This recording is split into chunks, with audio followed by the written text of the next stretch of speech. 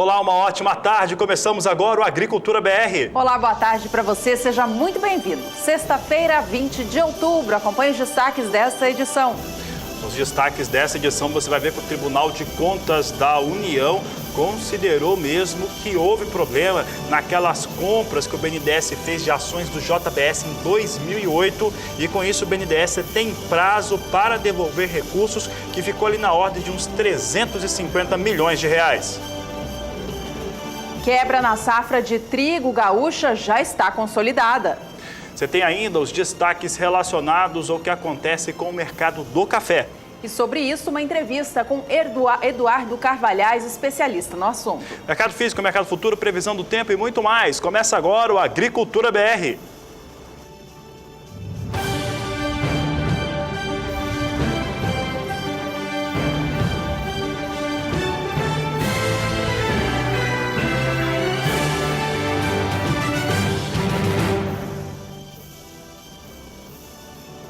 Na última semana, o Departamento de Agricultura dos Estados Unidos apresentou seu novo relatório de oferta e demanda mundial de grãos. Houve uma grande mudança em relação ao mercado envolvendo a soja nos Estados Unidos. A gente vai rever esses números agora porque eles balizaram o comportamento do mercado na Bolsa de Chicago, trazendo os valores para cima, o que refletiu também aqui no Brasil.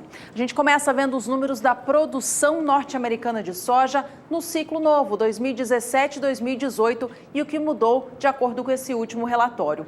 Veja que o órgão trouxe uma manutenção nessa expectativa de produção de soja na casa dos 120 milhões de toneladas. Relembrando a primeira coluna em vermelho, à esquerda da tela, a gente vê que os Estados Unidos produziram no ciclo passado, 16-17, 116 milhões 920 mil toneladas de soja.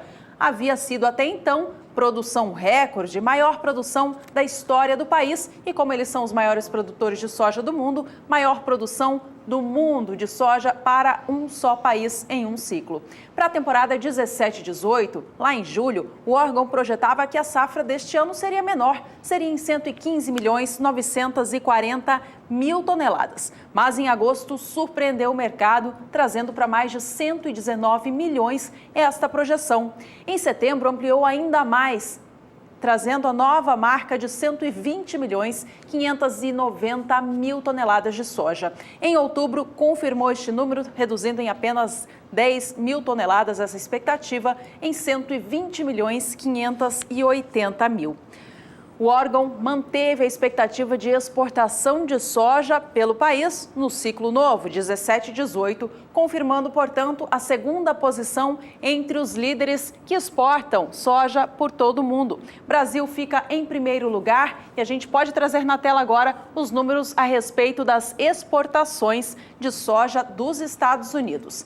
Veja que o órgão que os Estados Unidos enviaram ao exterior no ciclo 16-17, 59 milhões 160 mil toneladas. Para o ciclo novo, o órgão projetou em julho 58 milhões e meio, mas em agosto trouxe para mais de 60 milhões e meio essa expectativa, ampliando em mais de 1 milhão, empurrando os valores da soja na Bolsa de Chicago para baixo.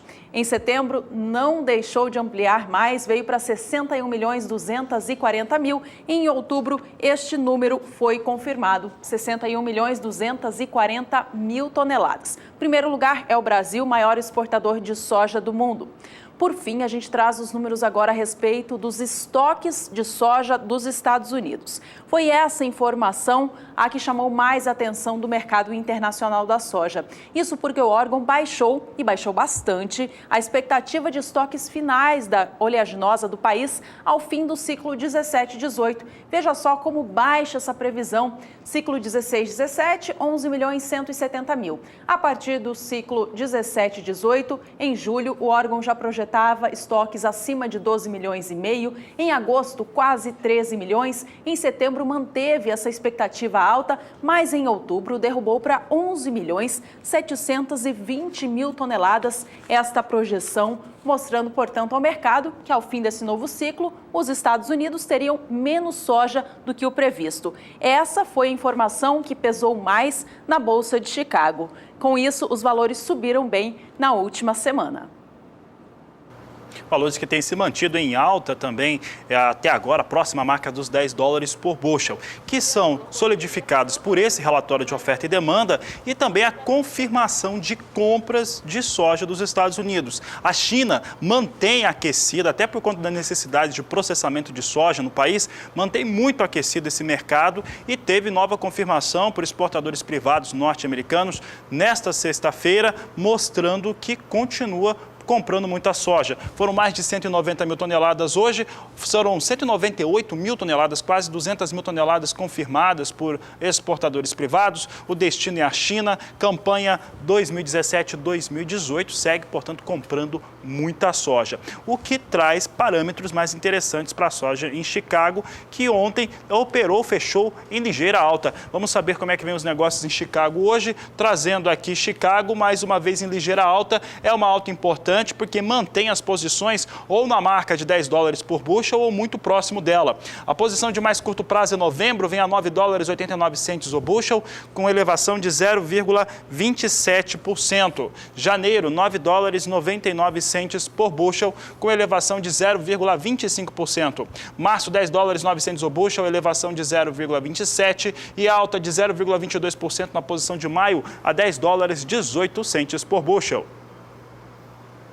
Aqui no Brasil, o dólar mantém os valores entre R$ 3,17 e R$ 3,18. Hoje, mais cedo, vinha subindo um pouco em relação ao fechamento desta última quinta. Vamos aos negócios de agora, então. Dólar comercial ganha força, sobe quase 0,5% agora e já vem para a marca dos R$ 3,19, mais um, mais dois. Só o dólar, portanto, vem ganhando força aqui no Brasil. O mercado continua atento às questões políticas nacionais, mas também lá nos Estados Unidos, já que o Banco Central do país pode vir a anunciar taxas de juros mais elevadas do que havia sido esperado.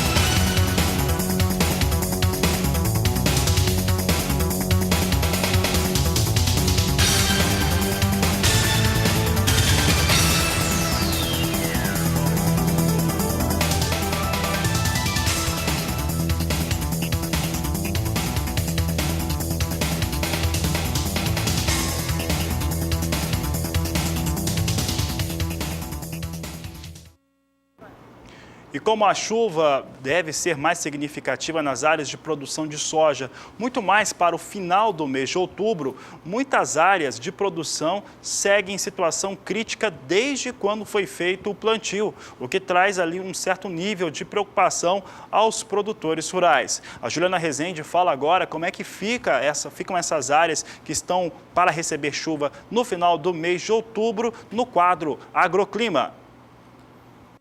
Agroclima, oferecimento Santa Helena, as melhores sementes de milho para grãos e silagem. Olá, boa tarde a todos. Os produtores de soja de algumas áreas do centro do país ainda estão com situação bastante crítica. Principalmente é o caso dos produtores do Mato Grosso, Goiás, também as áreas mais ao norte de Minas Gerais. Porque nessas áreas as instabilidades ainda não conseguiram alcançar e a falta de chuvas ainda mantém a disponibilidade hídrica do solo muito baixa. Essas chuvas somente devem se tornar um pouco mais abrangentes a partir agora do final do mês de outubro, começo do mês de novembro, é que as instabilidades vão conseguir avançar para o centro do país e provocar chuvas expressivas e com potencial para garantir o aumento desses índices de umidade do solo. Nos próximos 5 dias, a previsão ainda vai ser de chuva mais concentrada na região sul. O volume de chuva vai ser mais elevado somente no Paraná e ainda pode alcançar algumas áreas do sul do Mato Grosso do Sul, onde pode chover acumulados de até 50 milímetros. Nos próximos 5 dias, o avanço de uma frente fria de forma costeira em direção à costa da região sudeste ainda pode provocar chuva em praticamente todo o estado de São Paulo, sul de Minas Gerais.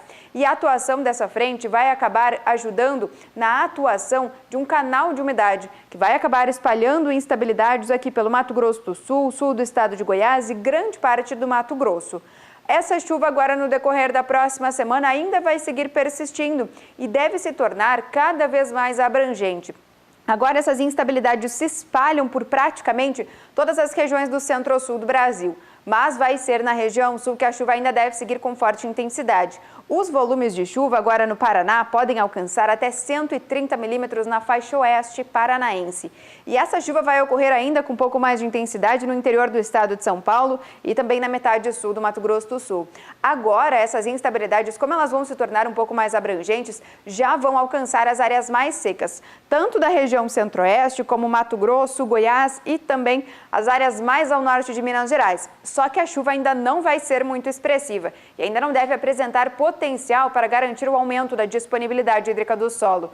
Mas no decorrer do período seguinte, essa condição já começa a melhorar, porque agora as instabilidades conseguem se espalhar de forma bastante abrangente e significativa entre Mato Grosso, Goiás e também Minas Gerais, que é justamente onde a umidade do solo ainda está baixa e segue prejudicando os produtores de soja. Então, no decorrer das próximas semanas, principalmente entre o dia 31 de outubro até o dia 4 de novembro, as instabilidades vão conseguir se tornar mais abrangentes nas regiões do centro-sul do Brasil e trazer melhores cenários para esse início do plantio de soja, especialmente nas áreas mais críticas, onde a umidade do solo ainda está baixa. Daqui a pouco eu volto com mais previsão do tempo. Obrigado, Juliana. E por aqui nós vamos falar a respeito do quadro Agroações. Mais uma vez o destaque é o JBS, porque o Tribunal de Contas da União identificou e agora está cobrando recursos lá de 2008, quando o BNDES fez compras por valores muito excessivos de ações do JBS, o que possibilitou a aquisição de ativos lá nos Estados Unidos. Esse é o destaque do quadro Agroações.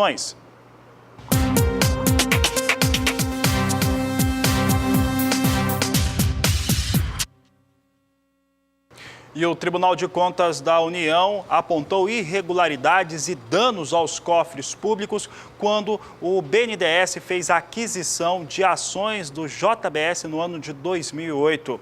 Esses valores foram utilizados principalmente para a aquisição de ativos lá nos Estados Unidos. 2008 é quando marca aquela forte expansão do JBS sobre território internacional, principalmente no norte americano. Os dados foram apresentados nesta sexta-feira e eles trazem principalmente apontando para o ex-ministro da Fazenda Guido Mantega, Luciano Coutinho, que é ex-presidente do BNDES, e também Joesley Batista, à época presidente do JBS. De acordo com os dados atualizados, valores atualizados, isso representa 304 milhões de reais em prejuízos apenas na compra dessas ações. De acordo com o relatório, não há, aí abre aspas, não há nenhum motivo técnico que faça corresponder à aquisição por esses valores que foram considerados pela auditoria exacerbados. Com essa situação, todos os acusados, entre eles, como eu disse, Joesley Batista, Luciano Coutinho, ex-presidente do BNDES, e o ex-ministro da Fazenda, Guido Mantega, têm 90 dias ou para se explicarem ou para fazerem o pagamento dessa dívida, desse débito em relação ao que foi colocado à disposição do TCU, o Tribunal de Contas da União, também condenando aí mais uma operação de JBS. E não é só isso, porque JBS teve uma informação muito ruim nesta sexta-feira. Isso porque uma das principais empresas de análise de risco do mundo rebaixou a nota da JBS. A Moody's, ela rebaixou a nota da JBS agora para B3, considerando que os processos judiciais que a empresa responde e todas as circunstâncias que a circundam no Brasil deve trazer dificuldades à operação da empresa e, com isso, rebaixamento de nota por parte da Moody's, uma situação, inclusive, que era esperada e deve ser seguida também por outras empresas de análise de risco. O resumo da história desta sexta-feira, 20 de outubro, para a JBS é só de notícia ruim. Vamos ver como é que vem se comportando as ações. Primeiro, no acumulado de 30 dias. Nós sempre mostramos aqui o que vem acontecendo nesse período. No dia 20 de setembro, as ações da JBS estavam em R$ 8,33. No dia 28 do mês passado, R$ 8,25. No dia 3 de outubro, R$ 8,80. E a JBS vinha com uma linha de recuperação importante. Chegou ao maior valor desse período considerado.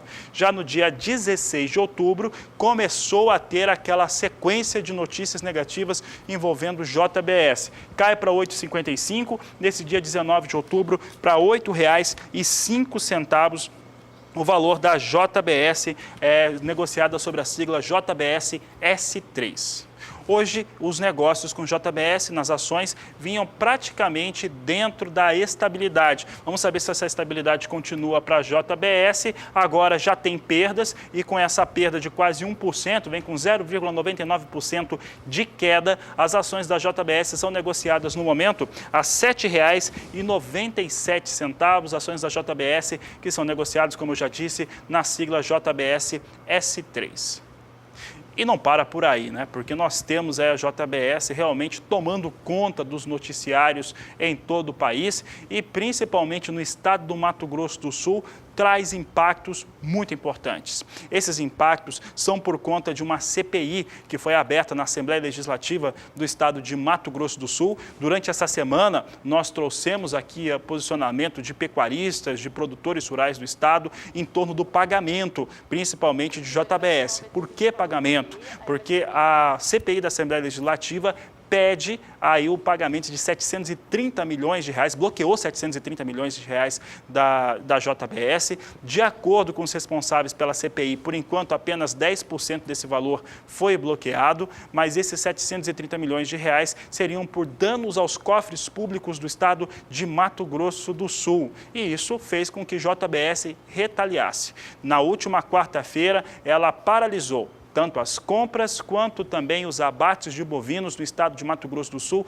em suas 7 unidades. Lembrando que essa empresa é responsável por 62% dos abates no estado e veio acontecer, essa decisão dessa CPI acontece exatamente no momento de recuperação do valor da arroba do boi gordo em todo o país. No Mato Grosso do Sul não é diferente. O resultado imediato é uma pressão negativa sobre esses valores, algo que irrita muito, não só o pecuarista, no ponto de vista de valor pago pela arroba, mas toda a cadeia produtiva. Na Assembleia Legislativa tivemos durante essa semana do Mato Grosso do Sul, pelo menos 2 protestos, já que tem uma grande empregabilidade a JBS, tem uma importância para a criação de empregos muito fortes. Sobre este assunto, o Jorge Zaidan, nessa última quinta-feira, no programa Pecuária BR, recebeu o deputado estadual de Mato Grosso do Sul, Paulo Correia, ele que é autor da CPI, que explicou essa solicitação de bloqueio dos 750 milhões de reais.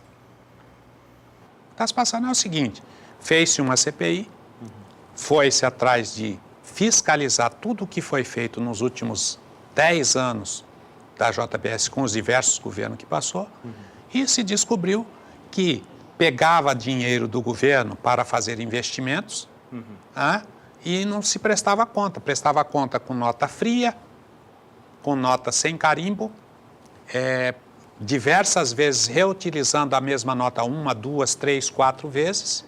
E isso não é uma coisa normal, quer dizer, então, o que se descobriu é que efetivamente não tem nenhuma vontade de se fazer nada pelo estado de Mato Grosso do Sul. Pega-se o dinheiro do imposto, usa-se com as obrigações de gerar emprego, de aumentar o abate, e não se faz nada, presta conta com nota fria. Então, o JBS é uma empresa que não é confiável ao fisco do Mato Grosso do Sul. Essa preocupação de, principalmente, o recolhimento fiscal de JBS é uma preocupação não só do Mato Grosso do Sul, mas deve ser de todos os estados na qual opera.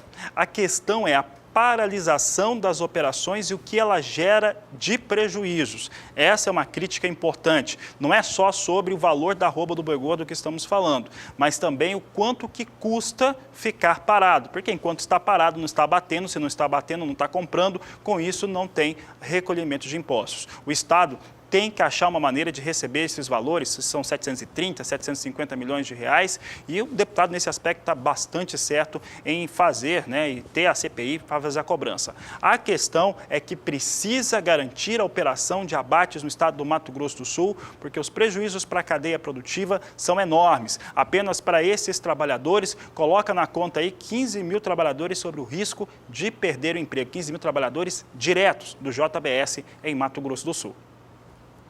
No próximo bloco, a gente fala sobre a safra nova de grãos na Argentina. O país teve a expectativa de plantio de milho elevado pelo Ministério da Agricultura. Nós vamos para o intervalo comercial e voltamos em instantes.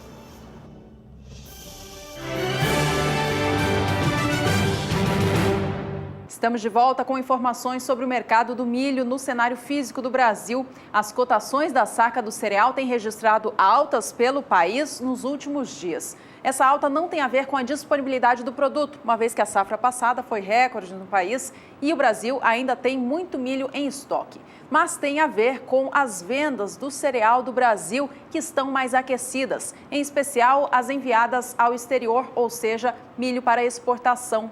A gente vai acompanhar agora o que houve de alta em Minas Gerais e em São Paulo nas últimas 2 semanas.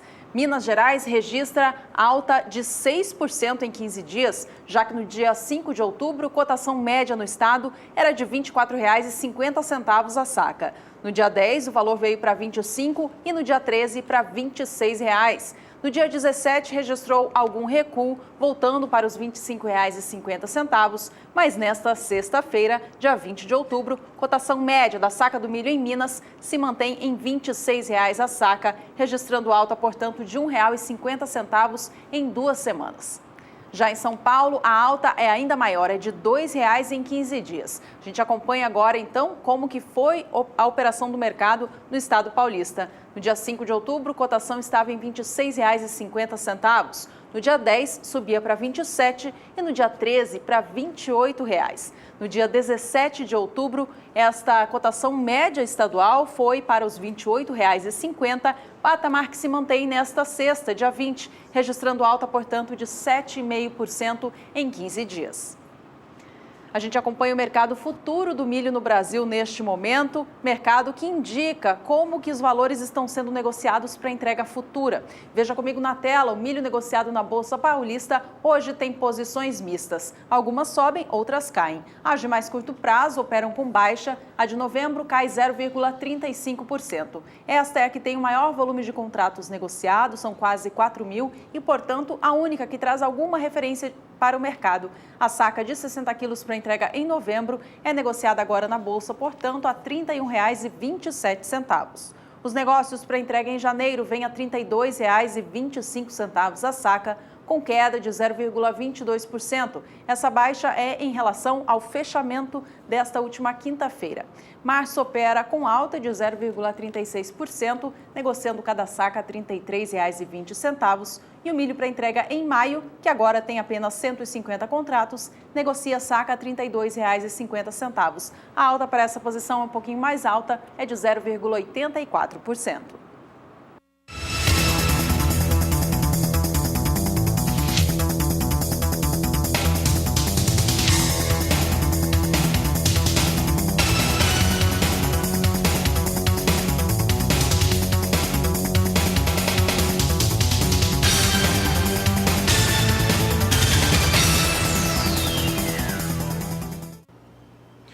E o Ministério da Agricultura da Argentina divulgou a sua primeira estimativa oficial sobre as áreas de produção para a temporada 2017-2018. No caso do milho, teve uma ampliação frente à safra passada, que sobe de 8.480.000 hectares para 8.920.000 hectares. Essa situação confirma aquela tendência que vai sendo falada desde o meio do ano, de que a Argentina daria uma opção maior, né, ou opção de plantio melhor para o milho na temporada 17-18, por conta das facilidades para exportação. O produtor por lá está entendendo que o milho é mais interessante que soja em alguns momentos, principalmente porque por lá se planta tudo junto e aí tem uma ocupação, uma troca de áreas. No caso, nessa troca de áreas, a área de milho vai ficando maior. E há uma redução na área de soja também, que agora fica pouco acima de 18 milhões de hectares, a menor área dos últimos 10 anos. Nós vamos ver a área de milho aqui, que cresce a 16,17, de acordo com o Ministério da Agricultura da Argentina, eram 8.480.000 hectares, 17-18, 8.920.000 hectares. As estimativas de plantio de milho para a Argentina, divulgadas pelo seu Ministério da Agricultura, consideram também aquelas áreas de milho que não são comerciais. Falando ainda em mercado internacional do milho, o Departamento de Agricultura dos Estados Unidos relatou novas vendas do cereal do país nesta sexta-feira. Foram vendidas ao todo 245 mil toneladas, sendo parte para a Espanha e parte para destinos não declarados. A venda para a Espanha foi referente a 120 mil toneladas do cereal e para destinos não declarados, 125 mil toneladas. Vale lembrar que sempre quando há uma exportação que excede 100 mil toneladas, as exportadoras devem relatar isso ao Departamento de Agricultura dos Estados Unidos. Todo esse milho negociado nesta sexta-feira é referente à safra 2017-18. Vamos saber como é que vem a operação com milho em Chicago. Então agora, milho recuperava-se nesta última quinta-feira, hoje devolve mais do que ganhou, inclusive. Vai caindo o milho, mesmo com confirmação de vendas. O milho nos Estados Unidos tem uma influência forte, principalmente para o mercado de petróleo. Posição de dezembro vem a $3,46 o bushel, queda de 0,71%. Março, 3,60, recuo de 0,68%. Maio, com queda de 0,60% a $3,69 o bushel. Julho, $3,76 por bushel, com queda de 0,59%, dia de quedas um pouco mais expressivas para milho na Bolsa de Chicago.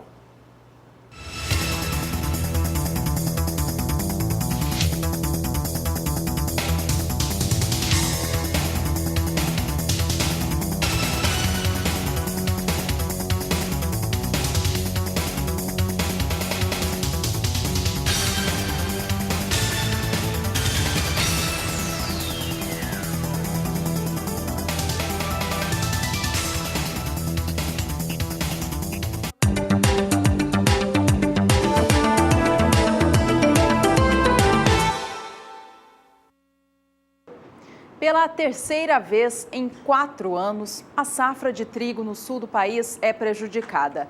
Depois de um ciclo de números excepcionais na temporada de 2015 e 2016, a safra 16-17 do cereal, que está sendo colhida no momento, amarga mais uma vez baixa qualidade e baixa produtividade das lavouras. De acordo com a FECOAGRO, que é a Federação das Cooperativas Agrícolas do Rio Grande do Sul, as primeiras áreas colhidas com trigo no estado gaúcho já confirmam essa quebra de safra, tanto em volume quanto em qualidade do produto. A variação no rendimento médio das lavouras é bastante expressiva e ela começa em menos de 20 sacas por hectare. É o que mostram os dados, portanto, desta federação que acompanha a colheita do trigo no Rio Grande do Sul. Se a gente tiver, pode colocar na tela então para o pessoal de casa acompanhar qual é o rendimento médio que está sendo observado hoje em dia lá no estado gaúcho. Rendimento varia, portanto, entre 20 até 35 sacas por hectare. A qualidade também é bastante afetada. O pH, que é um índice importante para este produto, tem sido observado entre 72 a 73. E a cor do produto colhida também não é satisfatória. Com isso, a redução na expectativa de produção do trigo no estado gaúcho neste ciclo 16-17, que já estava sendo esperada, deve ficar ainda maior. De acordo com a FECOAGRO, a expectativa deve nem alcançar 1,5 milhão de toneladas para o cereal. De acordo com a Emater do estado, essa situação tem feito, inclusive, com que muitos produtores acionem o Proagro para pedir as visitas em função do seguro rural.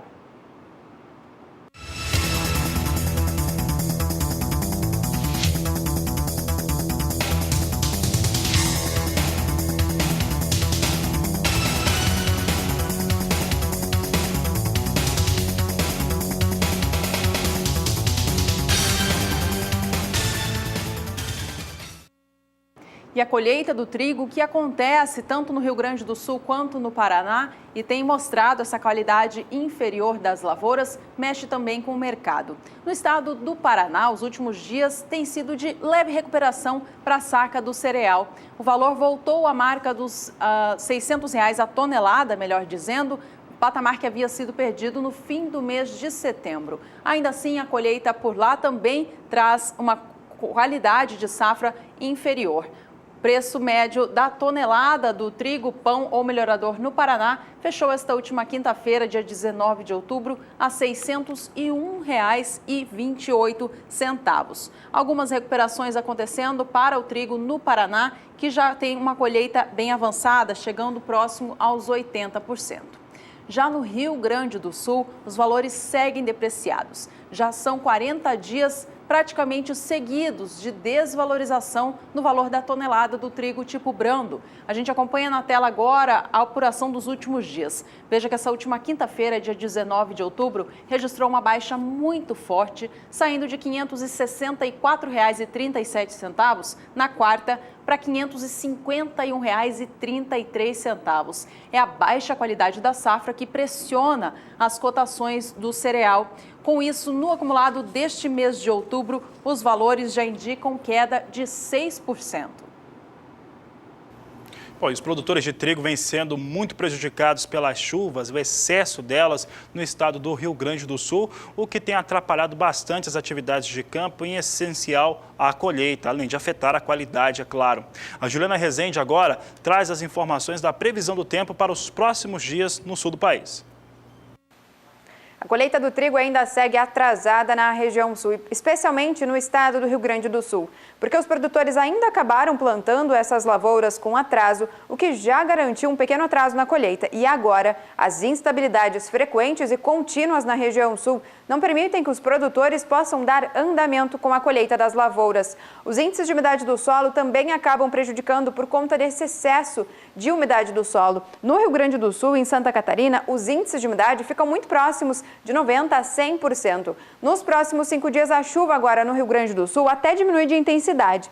Mas as instabilidades entre o Paraná e o oeste de Santa Catarina ainda devem seguir de forma bastante expressivas. Volumes dessa vez de até 70 milímetros no oeste do Paraná. E essas instabilidades vão estar associadas com os ventos em altos níveis da atmosfera que vão acabar trazendo mais umidade da Amazônia para o centro-sul do Brasil. No decorrer da próxima semana, ainda pouca coisa vai mudar, porque essas instabilidades ainda devem seguir persistindo na região sul. Dessa vez, os acumulados vão ser volumosos. Na metade oeste do Paraná, pode chover até 130 milímetros. O risco de temporais é bastante elevado. Já no Rio Grande do Sul, a chuva é um pouco mais fraca, especialmente na metade sul do estado. Nas áreas mais ao norte do estado gaúcho, previsão de chuva um pouco mais intensa e acumulados de até 70 milímetros. No decorrer do período seguinte, essas instabilidades agora da região sul ainda devem persistir. Elas perdem um pouco mais de intensidade. Não vai ser uma chuva agora tão volumosa, mas mesmo assim ainda tem potencial de garantir a elevação dos índices de umidade do solo em grande parte do estado do Paraná, Santa Catarina e também no norte do Rio Grande do Sul. Então, no decorrer das próximas semanas, pelo menos até o dia 4 do mês de novembro, as instabilidades ainda vão seguir persistindo na região sul e também com forte intensidade. Isso pode seguir atrapalhando as atividades de colheita das lavouras de trigo. Daqui a pouco eu volto com mais previsão do tempo. E o Agricultura BR segue falando a respeito de trigo, agora a produção no país vizinho, que é o maior fornecedor deste cereal aqui no Brasil. O Brasil não é autossuficiente na produção do trigo e compra muito trigo da Argentina. Por lá, a expectativa para a temporada 17 e 18, de acordo com o Ministério da Agricultura do país, é de uma elevação na área ocupada. Deve chegar a 5.930.000 hectares na campanha 2017-2018. Vamos ver os números aqui então para áreas de cultivo de trigo na Argentina. A 16-17 contou com 5.780.000 hectares. A 17-18 deve alcançar 5.930.000 hectares, de acordo com o órgão oficial do país. Vamos saber agora como é que vem o mercado internacional do trigo, a operação lá na Bolsa de Chicago, é o que a Agricultura BR traz agora. Temos movimento de ligeira queda para o trigo na Bolsa norte-americana. A posição de dezembro é negociada com queda de 0,17% a $4,32 o bushel. Março de 2018, 0,27% de recuo, $4,50 o bushel. Maio vem com $4,63 por bushel, com queda de 0,37%. São os números para o trigo na Bolsa de Chicago neste momento. E o Agricultura BR vai agora para um rápido intervalo comercial. No próximo bloco, uma importante entrevista para o setor cafeeiro. Eduardo Carvalhais explica o que está acontecendo com os preços. Aproveite para entrar em contato conosco, entre através do nosso WhatsApp 67996562266. Nós vamos para o intervalo e voltamos já.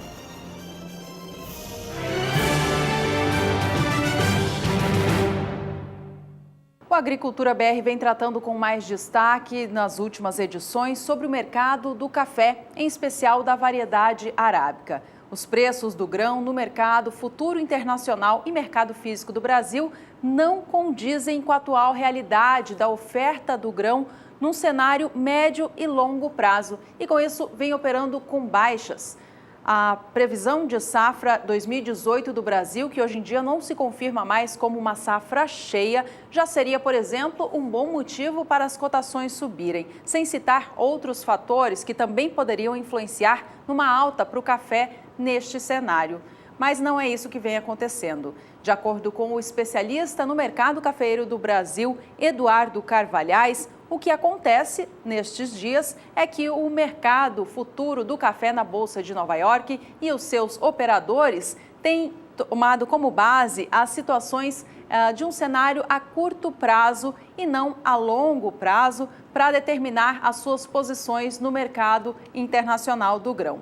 Sobre este assunto, sobre este problema, o Agricultura BR e o Fabiano Reis conversou com Eduardo Carvalhais, que tratou mais sobre o assunto. Acompanhe no quadro Agricultura BR Entrevista.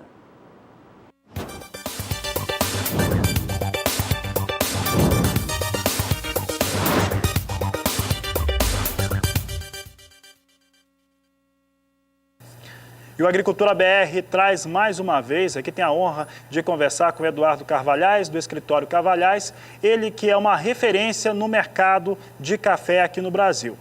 Bom, os temas a serem tratados não poderiam ser diferentes. Tem essa situação que foi divulgada de um estoque de café verde nos Estados Unidos ligeiramente menor. Tem ainda a situação da produção de café global, que vai mostrando uma situação de um certo arroxo.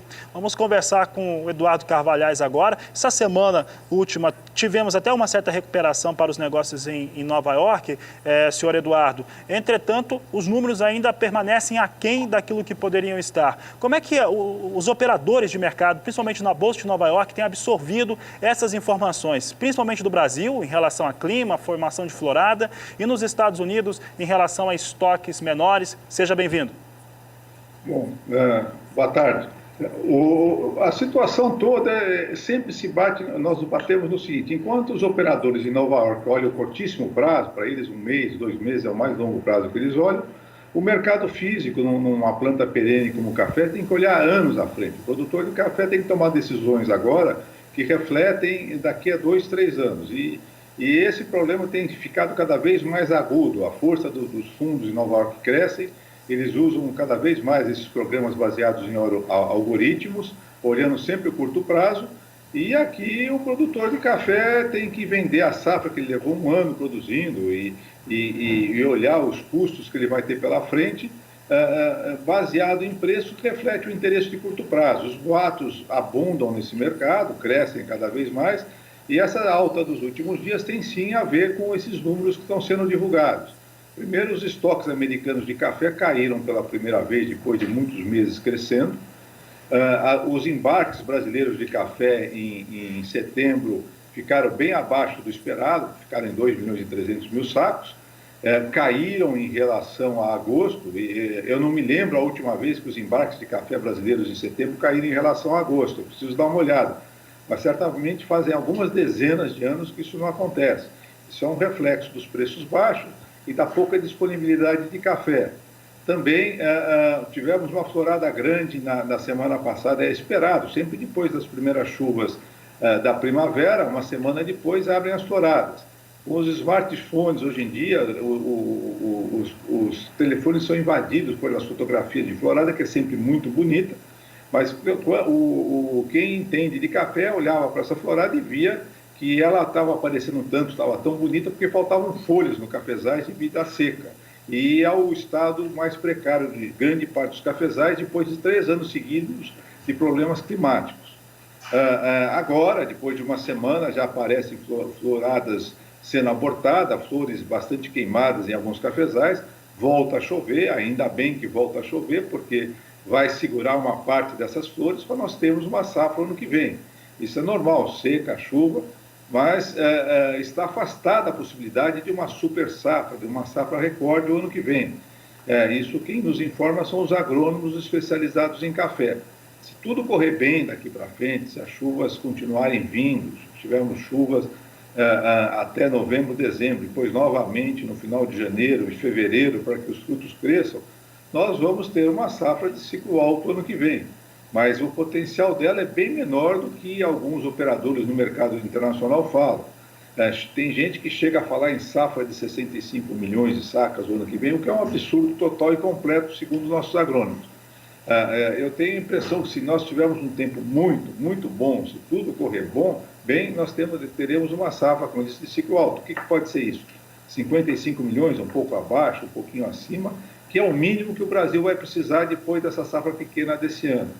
Os embarques devem continuar abaixo do necessário para o mercado mundial e a especulação vai continuar. Hoje nós tivemos uma boa alta em Nova York, chega amanhã, lançam um boato qualquer, pode ser que recue um pouco, suba de novo, mas nós vamos ter muita atenção e muita preocupação com os embarques baixos de café do Brasil. Eles devem crescer agora um pouco em outubro e depois em novembro, dezembro, que é o auge do embarque brasileiro.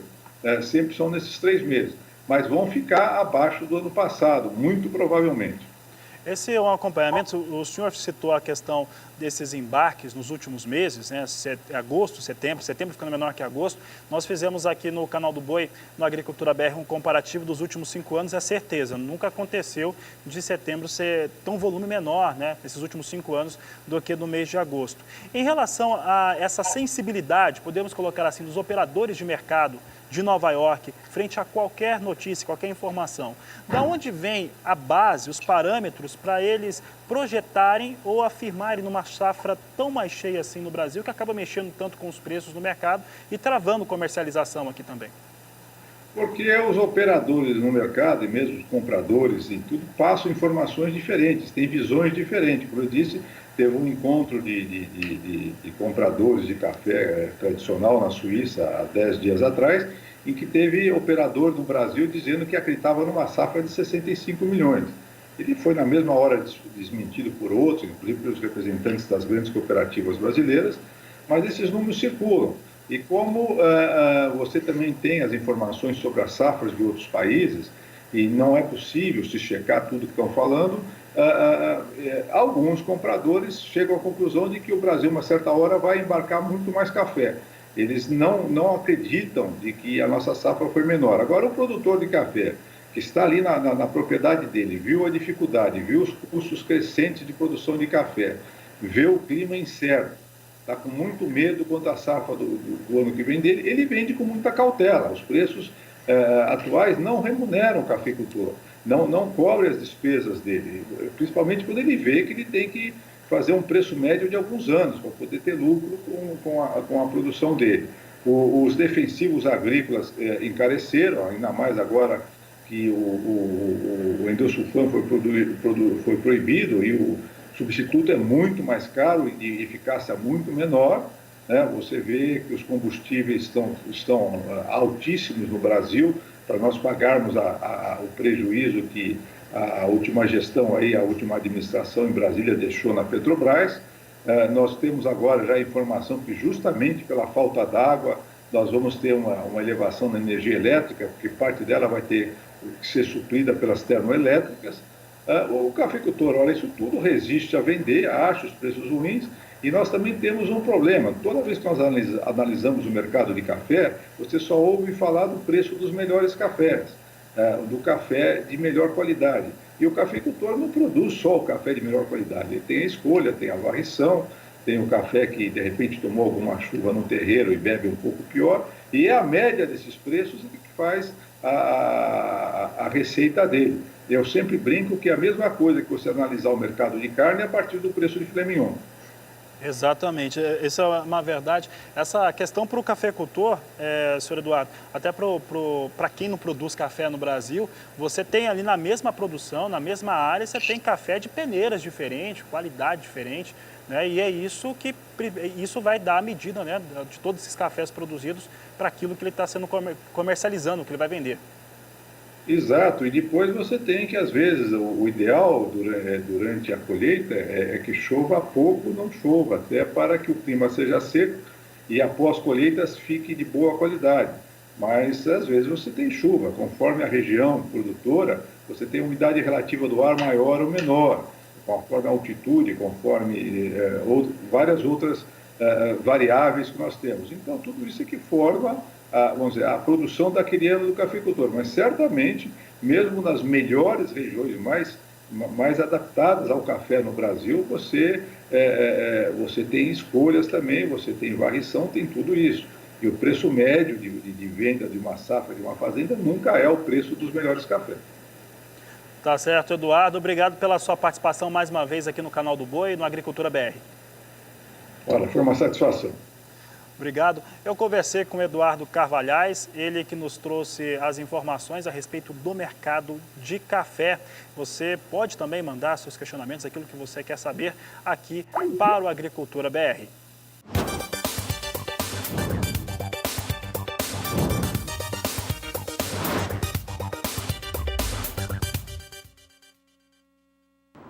E a gente segue vendo os números do café. Vamos agora saber do mercado lá em Nova York e depois os negócios aqui no Brasil. A gente vai para Nova York agora acompanhar o mercado futuro do café arábica, que nesta sexta-feira vem novamente com baixa. Hoje mais cedo ele até recuperava um pouco, segundo o movimento desta última quinta, mas a queda persiste, cai mais de 1,5% a posição de dezembro deste ano.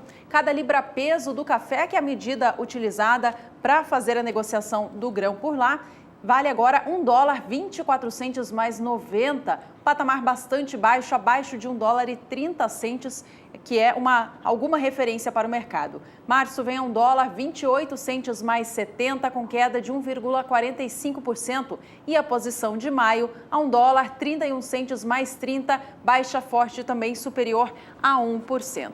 Depois da leve alta que a Bolsa de Nova York registrou para o café arábica nesta última quinta-feira, o mercado brasileiro ele também reagiu. Teve uma alta anotada no estado de São Paulo. Foi isso que apurou o CPEA e é o que a gente apresenta agora. Veja que a cotação da saca de 60 quilos do grão tipo 6 fechou nesta última quinta, dia 19, a R$ 445,65. Foi uma recuperação expressiva, voltando aos valores verificados há cerca de uma semana.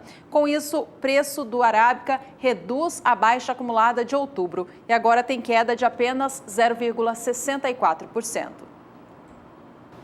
Seguimos falando a respeito de café e agora no quadro Somos Todos Produtores. Somos Produtores de hoje traz a participação de telespectadores que são produtores de café lá no interior do Espírito Santo. É o Silvio que participa conosco aqui do programa e ele mandou uma situação que inclusive o Eduardo Carvalhais citava em relação à arábica, né? Quando você tem uma bela florada sendo em formação, que foi formada, e depois você tem os efeitos da seca sobre ela. Aqui já está na tela para você já está acompanhando, está vendo o que eu estou vendo também por aqui.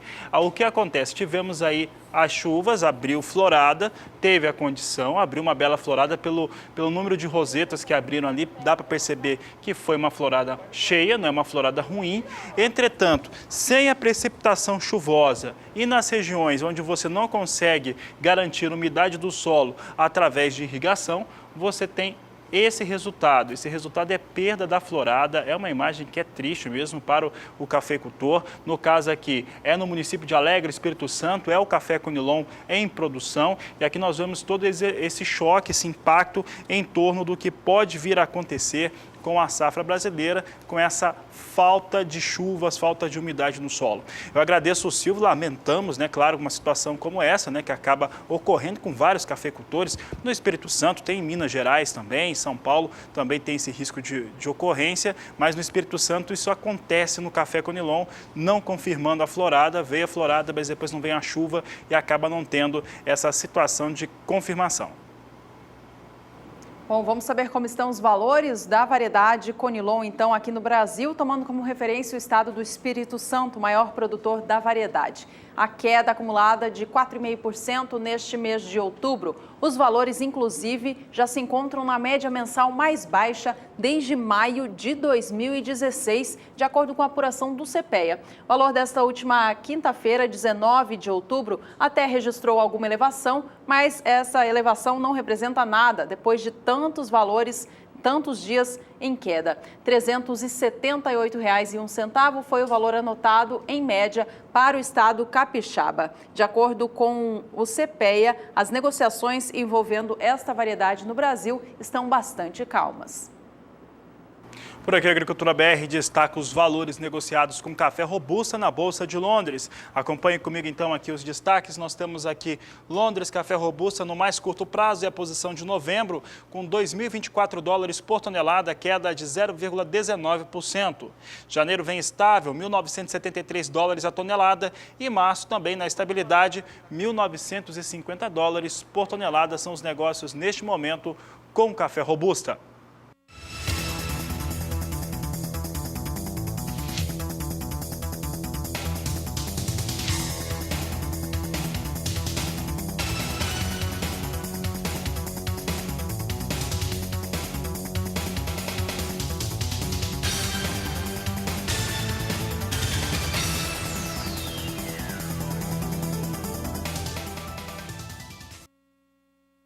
No próximo bloco, a gente fala como vem sendo a entrega de fertilizantes no país. Vai ver também que os custos do agronegócio recuam no Rio Grande do Sul.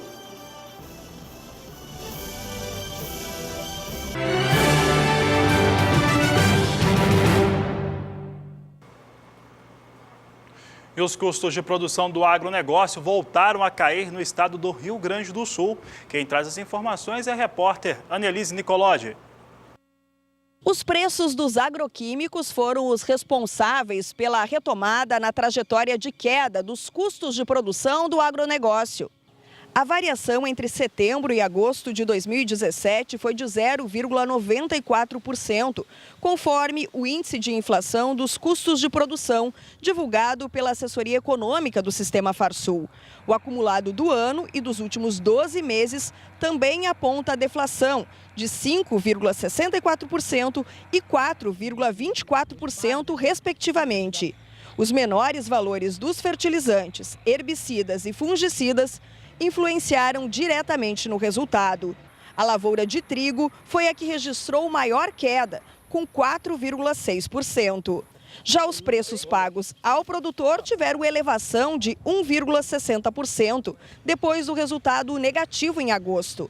Apesar de uma retração significativa em muitos preços, especialmente arroz e leite, o bom desempenho do milho e do frango garantiram o resultado positivo do índice de inflação dos preços recebido pelo produtor. Segundo a Farsul, a relação ainda é desfavorável para o agricultor, que, embora tenha desembolsado menos do que um ano atrás para a aquisição de insumos para a lavoura, tem rentabilidade menor. Annelise Nicolodi, para o SBA. As entregas de adubos no Brasil no mês de setembro registraram volume superior às realizadas em setembro de 2016, mostrando um mercado mais aquecido nesta época do ano na comparação com o ano passado. Os dados são da ANDA, Associação Nacional para a Difusão de Adubos. A gente acompanha na tela agora o montante que foi entregue de fertilizantes no país em setembro do ano passado e o volume neste último mês. No ano passado foram 4.020.000 toneladas. Já em setembro deste ano, 4.230.000. No acumulado do ano, o volume de entregas deste insumo também segue mais aquecido na comparação com o ano de 2016. Veja que entre janeiro e setembro do ano passado foram entregues 24.470.000 toneladas do produto. Já entre janeiro e setembro deste ano foram 24.790.000. De acordo ainda com a ANDA, houve um recuo na produção nacional de fertilizantes e um aumento expressivo na importação. Vamos aos números? De acordo com a associação, a produção teve um recuo saindo de 6.760.000 70 mil toneladas entre os 7 primeiros meses do ano passado para 6.220.000. Já o volume importado pelo país cresce bastante, cresce cerca de 10,3%, saindo de 17.380.000 toneladas para 19.180.000 ao longo dos 7 primeiros meses de 2017. E falando em insumos, o Sistema Campo Limpo, que é um programa do Brasil de fazer a destinação correta, ambientalmente falando, das embalagens vazias de defensivos agrícolas, conquistou um novo marco. 450 mil toneladas do produto foi destinada de maneira correta ambientalmente desde que o programa entrou no ar no Brasil em 2002. Para a gente ter uma ideia do quanto isso representa, o volume equivale ao peso de 75 mil elefantes. O Sistema Campo Limpo é gerenciado pelo Instituto Nacional de Processamento de Embalagens Vazias, criado para regulamentar o destino das embalagens pós-consumo no Brasil, desde que o país começou a utilizar os insumos em larga escala. Um estudo da Associação Nacional de Defesa Vegetal mostrou que em 1999, antes do Instituto ser criado, metade das embalagens vazias eram doadas ou vendidas sem qualquer controle no país. 25% tinham como destino a queima a céu aberto, 10% eram armazenadas ao relento e 15% eram simplesmente abandonadas no campo. Segundo o Instituto, hoje em dia, cerca de 94% de todas as embalagens de defensivos agrícolas utilizados na agricultura nacional são destinados corretamente de maneira ambiental para reciclagem ou também incineração. E esse volume todo faz do Brasil líder mundial neste assunto.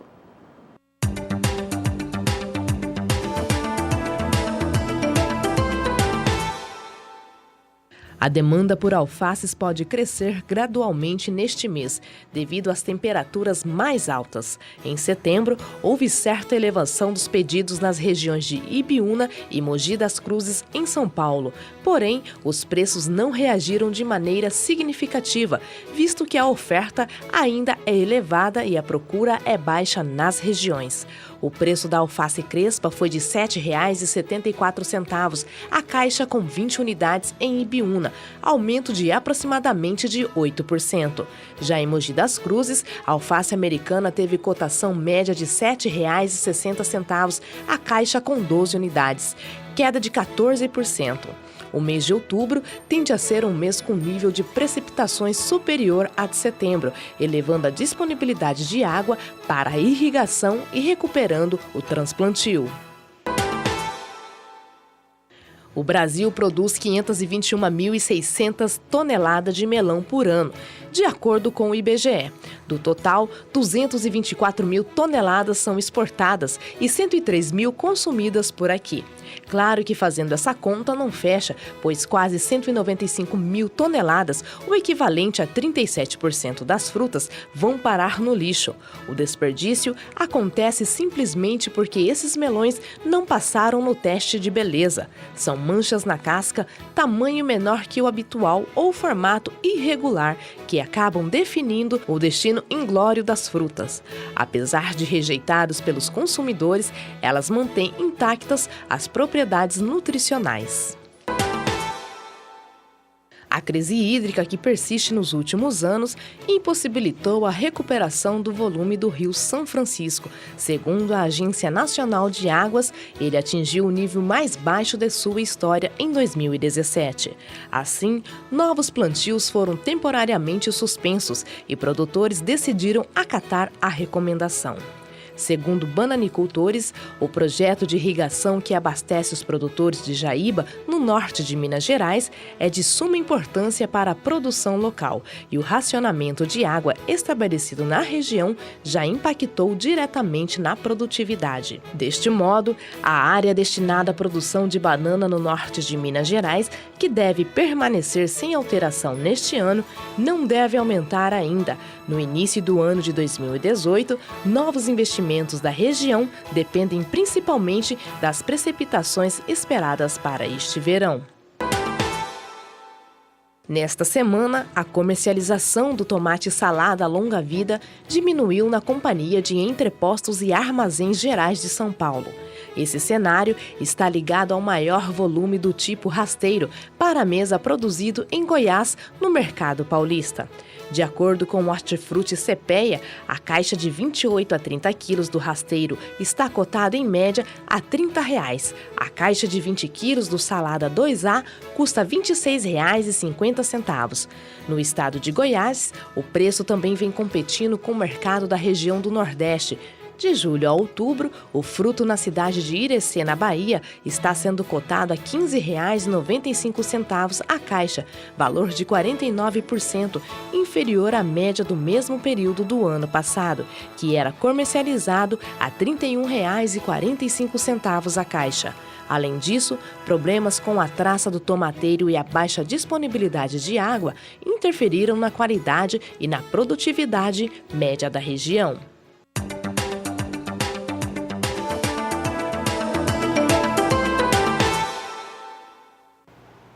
E áreas produtoras no sudeste de cenoura devem receber chuvas nos próximos dias. Por lá, os produtores estão otimistas com o resultado da próxima safra. Aliás, por falar em sudeste, o clima mais seco dos últimos dias tem garantido bons resultados também na área de produção de tomate. Quem fala a respeito de como que fica o clima para essas produções é Juliana Rezende. Os produtores de hortifruti da região sudeste agora seguem otimistas, porque com as chuvas avançando agora no decorrer das próximas semanas pela região, acaba garantindo ótimos cenários para as lavouras de cenoura, que agora os produtores já se preparam para as atividades de plantio da safra de verão.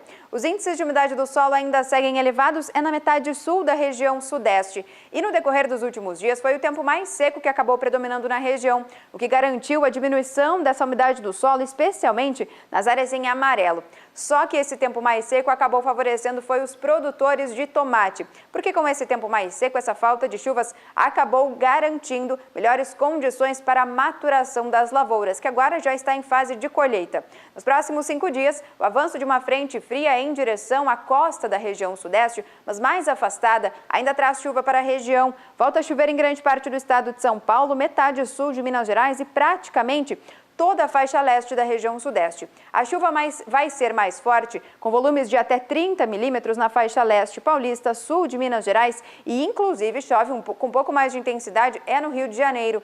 Volumes podem alcançar até 50 milímetros. Na próxima semana, essa chuva segue cada vez mais abrangente na região. Agora, as instabilidades conseguem avançar para as áreas mais ao norte da região sudeste. Só que a chuva é mais fraca no norte mineiro e as instabilidades ganham bastante intensidade entre o estado de São Paulo e sul de Minas Gerais.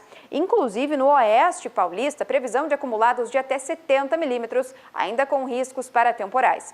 No decorrer do terceiro período, essa chuva ainda deve seguir persistindo em toda a região sudeste. Agora, as instabilidades conseguem se espalhar de forma mais regular. Então, tem previsão de chuva de acumulados de até 30 milímetros em grande parte do estado de São Paulo, Minas Gerais, Rio de Janeiro e também no estado do Espírito Santo até o dia 4 do mês de novembro. Então, no decorrer das próximas semanas, essas instabilidades avançando pela região sudeste voltam a trazer cenários mais otimistas para as lavouras de cenoura, especialmente agora para esse início do plantio da safra de verão. Só que esses episódios de chuva podem acabar atrapalhando e atrasando a colheita das lavouras de tomate. Daqui a pouco eu volto com mais previsão do tempo. E no próximo bloco a gente tira uma dúvida, fala sobre a diferença entre agronomia, engenharia agrônoma e também técnico agrícola. Olha, entre em contato conosco também para tirar suas dúvidas, é o 679-9656-2266, nosso número no WhatsApp. Nós voltamos já.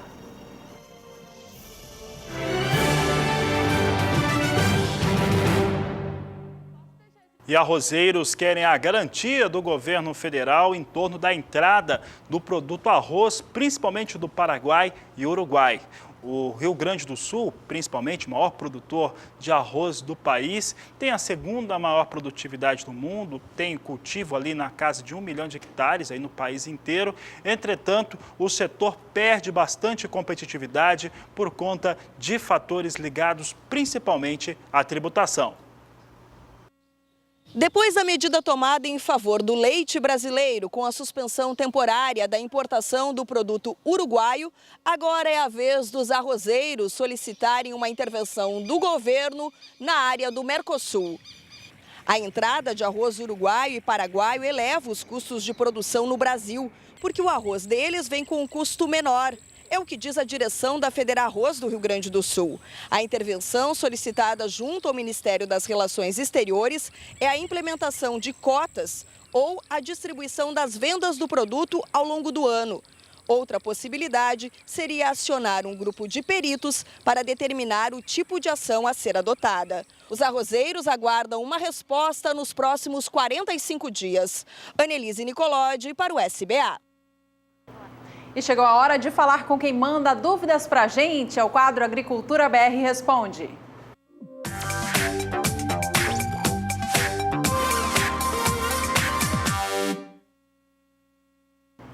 A Agricultura BR agora recebe perguntas. Vamos saber quem que está participando desta edição do programa. É a Emília de Ipotirama, no estado da Bahia. Gostaria que vocês falassem sobre técnico agrônomo, engenheiro agrônomo e agronomia. Explicar a diferença de cada um e o que normalmente esses profissionais fazem. São profissionais muito importantes e todos eles têm uma sua área de atuação independente, Juliana. É isso mesmo, Emília, a gente foi atrás dessas respostas e do que cada termo significa e a gente mostra para você e para o restante das pessoas que também têm esta dúvida. Vamos lá, em primeiro lugar, o que é agronomia? Agronomia é uma ciência, ou seja, uma área do conhecimento. É o conjunto dos conhecimentos, técnicas e procedimentos práticos que conduzem à atividade da agricultura. Portanto, agronomia é um termo macro que fala da agricultura como um todo, envolvendo, portanto, os conhecimentos e a prática técnica. Já a engenharia agronômica é uma das vertentes da agronomia. É um curso também de formação superior que tem duração aproximada de 5 anos. A faculdade, portanto, de engenharia agronômica estuda esta questão da agronomia. Algumas universidades utilizam o termo agronomia para se referir à faculdade, ao curso de formação, mas de acordo com o MEC, a nomenclatura correta é o curso de engenharia agronômica. O engenheiro agrônomo, ou também conhecido como agrônomo, é, por sua vez, o profissional que faz a formação neste curso de engenharia agronômica. As atividades dele são projetar, implantar e administrar técnicas e implementos necessários à produção agrícola, entre outras, uma função importantíssima para a agricultura nacional. Já o técnico agrícola, ou técnico agrônomo, também conhecido, também tem uma formação muito importante. É um profissional que faz um curso técnico, que tem uma duração menor de cerca de 2 anos. Por sua vez, ele auxilia os produtores rurais, oferecendo ajuda técnica para desenvolverem as suas atividades no campo e, por isso, a sua produção. Bom, Emília, a gente espera ter ajudado com essas explicações. Você que também tem alguma dúvida, seja sobre este assunto ou também previsão do tempo ou questões de mercado, manda para a gente no quadro Agricultura BR Responde.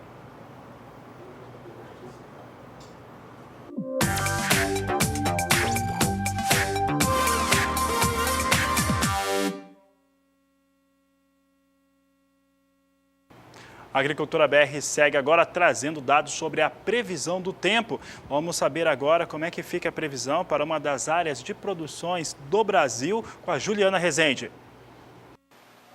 Durante este final de semana, as condições climáticas já começam a mudar um pouco, porque agora o tempo mais seco do centro do país dá vez para as instabilidades, porque o avanço de uma frente fria da região sul em direção à costa da região sudeste, mas mais afastada em direção ao oceano, agora volta a provocar chuva no centro do país. Volta a chover principalmente entre o estado de São Paulo, metade sul de Minas Gerais, e esse sistema vai ajudar a garantir a atuação de um canal de umidade que acaba trazendo mais umidade da Amazônia para as áreas centrais do país. Com isso, a previsão é de chuva mais forte no Paraná e também Mato Grosso do Sul. Os acumulados nessas regiões podem alcançar até 50 milímetros agora neste final de semana, alcançando também o comecinho da próxima semana. Na região sul ainda a previsão de chuva frequente, enquanto que na região norte o calor e a alta umidade do ar ainda mantêm as instabilidades tropicais, mas dessa vez ficam mais concentradas na metade oeste. O tempo mais seco vai predominar entre o Pará, o estado do Tocantins e grande parte da região nordeste, agora no decorrer dos próximos dias.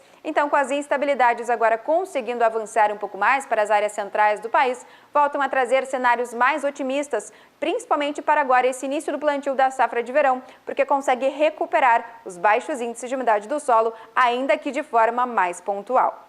Hoje eu encerro por aqui a minha participação. Até mais! E durante essa semana está acontecendo em São Paulo um evento muito importante, um evento que mostra a participação da mulher no agronegócio nacional. Tem tudo a ver com esse mês, que é Outubro Rosa, que combate ao câncer de mama. E teve esse evento, está acontecendo esse evento ainda, no qual reúne empreendedoras rurais de todo o país. O Walter Pulga esteve por lá e nos traz informações de uma produtora rural que trabalha com a suinocultura. A suinocultura brasileira passa agora por um momento especial, um momento muito bom. A suinocultura brasileira, ela passa por mudanças e evoluções constantes, né? Então, eu brinco sempre que o suinocultor ele é um pouco mineiro, né? Como eu bem sou também. Então, eu diria que a suinocultura está num momento de recuperação, de reconstrução, mas realmente a gente está, felizmente, num momento em que o Brasil, eu digo que começa uma recuperada, né? A gente começa assim, a dar alguns respiros, a economia brasileira começa a dar alguns indícios para a gente de melhoria, uma deflação no setor de alimentos, o que tem possibilitado então aí uma recuperação do consumo, e a suinocultura brasileira ela está acompanhando esse movimento, sempre com esse desafio, né, de produzir mais a um menor custo. Nós tivemos agora aumento das exportações de carne suína em volume e também uma melhoria no faturamento. Aquelas dificuldades dos suinocultores de anos atrás está ficando distante? Deixamos aquela fase difícil do suinocultor brasileiro? Sempre quando a gente fala de exportação no setor de suínos, a exportação ela tem uma grande importância, né, em toda atividade de agronegócio que produz em volume maior no país. O nosso ministério, principalmente esse ano, com tudo que o Brasil viveu, fez um grande trabalho para manter as nossas exportações, faz um grande trabalho o Ministério da Agricultura, a BPA, que é a associação brasileira aí, que cuida das exportações, mas a gente sempre tem que lembrar que o Brasil, dos 100% de carne suína produzidas aqui, a gente só exporta 20%. Então, 80% do total das 3,6 milhões de toneladas que o Brasil produziu no ano passado, elas ficam aqui no nosso mercado interno. Então, sim, é positivo para o suinocultor brasileiro, para as indústrias do nosso país, um aumento das exportações, como a gente teve no ano passado, significativo, de quase 200 mil toneladas, mas é ainda um desafio que dentro do mercado interno a gente consiga quebrar os mitos e preconceitos existentes da proteína e a carne mais consumida no mundo ganhe no Brasil, que é o quarto maior produtor, o lugar que ela merece na mesa do brasileiro. O brasileiro come muito pouco carne de porco, carne suína? Olha, isso está mudando muito, né? A carne suína é uma carne rica em nutrientes, uma carne saudável, uma carne que te oferece uma segurança alimentar, como nós falamos há pouco, a carne mais consumida no mundo. Então, há pouco, né, há 2 anos a gente teve as Olimpíadas, quando você olha para os países europeus, né, que são grandes consumidores de proteína suína, você tem atletas de referência. Então, é uma carne rica em creatina, vitaminas, do complexo B. E aí, quando você traz isso para o seu dia a dia como aumento de consumo, você vai vendo esse reflexo na sua saúde. Então, na verdade, a proteína, ela deve estar na nossa alimentação diária, a carne suína é uma indicação e o brasileiro tem sim mudado a reflexão, entendido. É um papel nosso, é o setor de suínos que tem que informar para o brasileiro toda essa evolução que a nossa suinocultura viveu e a gente tem sim percebido uma mudança no comportamento do consumidor brasileiro. Eu acredito que a gente tem espaço para avançar cada dia mais com essa proteína na mesa do brasileiro. Já tivemos um aumento do consumo interno de carne suína? Já hoje a ABCS tem um trabalho muito forte, um trabalho nacional de aumento de consumo, de conscientização, na verdade. O que eu entendo, e falávamos isso hoje um pouquinho antes da mesa do Congresso, que toda atividade hoje ela precisa de uma licença social.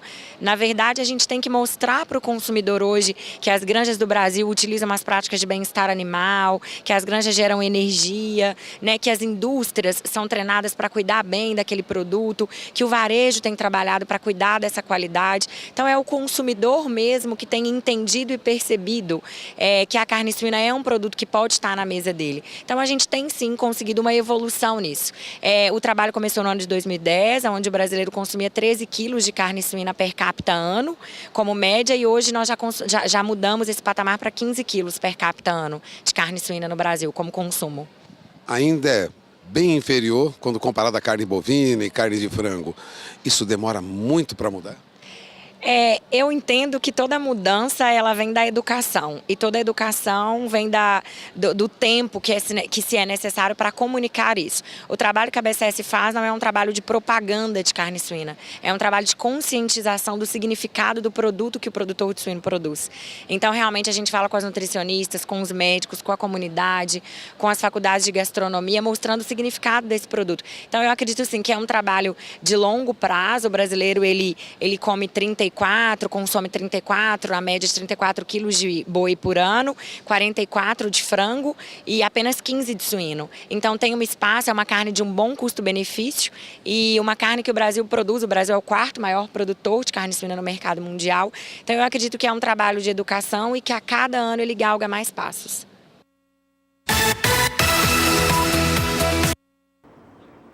E o Agricultura BR segue por aqui falando agora sobre indicadores e indicadores da soja pelo país. A gente vai acompanhar como estão os valores em alguns dos estados produtores, começando por Goiás. Goiás teve nos últimos dias estabilidade no valor da saca da soja. Esta semana teve o valor médio todo praticado de R$ 63,00 a saca, de acordo com a apuração do Agricultura BR.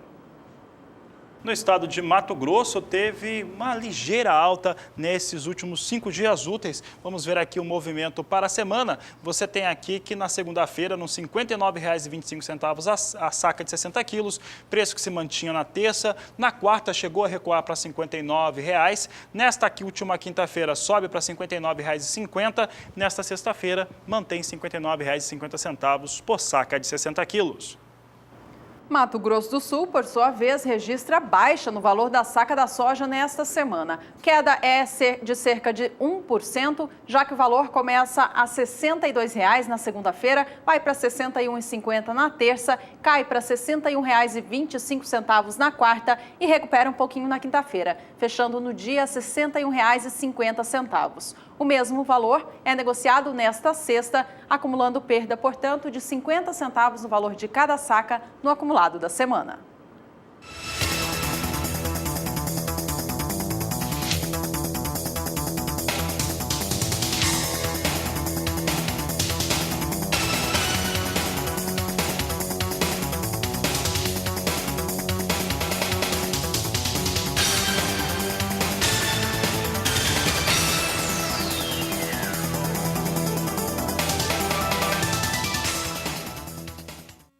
Momentos finais desta edição do Agricultura BR. Acompanhe conosco como é que vem os negócios com soja. Na Bolsa de Chicago, temos movimento de queda agora. Posição de novembro vai perdendo 0,32%, vem para $9,83 o bushel.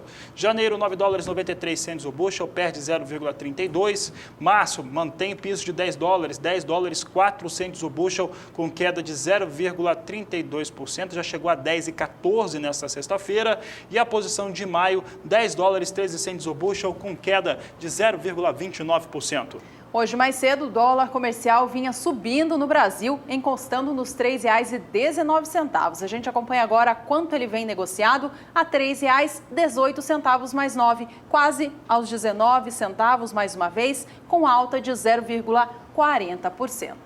E esta edição vai ficando por aqui. A você que esteve conosco, muito obrigada pela companhia. Uma boa tarde para você. Parabéns ao Fabiano, que hoje completa aniversário. E este é o Agricultura BR. A inteligência e a transparência do agronegócio sempre com você. Voltamos logo mais a partir das 17h20.